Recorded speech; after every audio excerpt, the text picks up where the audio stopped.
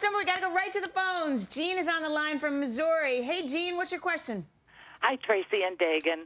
I have an idea to expand on a current product that's out on the market. People buy them every day. It's mostly a novelty product, but I want to make it both more functional and fun. And I think they're just going to fly off the shelves or out my door, whichever. My concern is that if it flies off like I think it's going to, I don't think that I'd be able to keep up with the assembly and distribution with my current facility. How do I go about making this happen?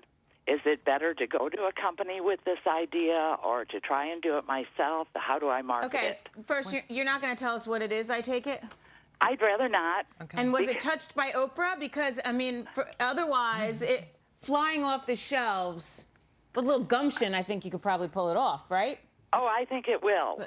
It's something that people buy every day. They use it every day. If you turn around 3 times today, you're going to see somebody buying it. But I think that... Go ahead, Dan. Well, okay, so you have an existing business already, and now you want to add this to the product line? Is that what I understand? No. I currently have a business, but it's service-oriented. This is totally separate new. from that. Totally new. So what about, is somebody else already selling it? No, not a...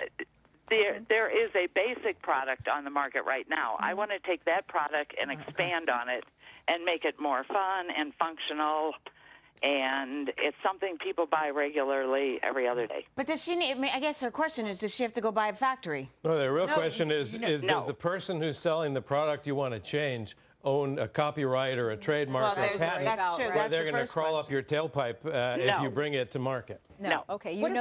What about selling the idea to, remember the gentleman who on the TV sales with the pet egg? Oh, A.J. Kubani. Yeah, A.J. Kubani. You can essentially hand your idea over and you get a small piece of the business, right? And have somebody else sell it for you and make it.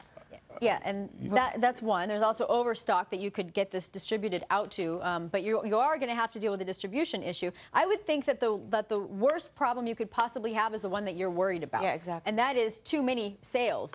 And at which point that's not a problem. Yeah, that's actually a really good thing. At which point you can very quickly get people on board within a matter of a couple of weeks to produce and get this thing out the door. I would think that you'd want to first test it out and make sure that your premise is right, that you are going to be able to sell as many of these as you can. And then if that's true, get all your ducks in a row, and then go for it and push it to its limit.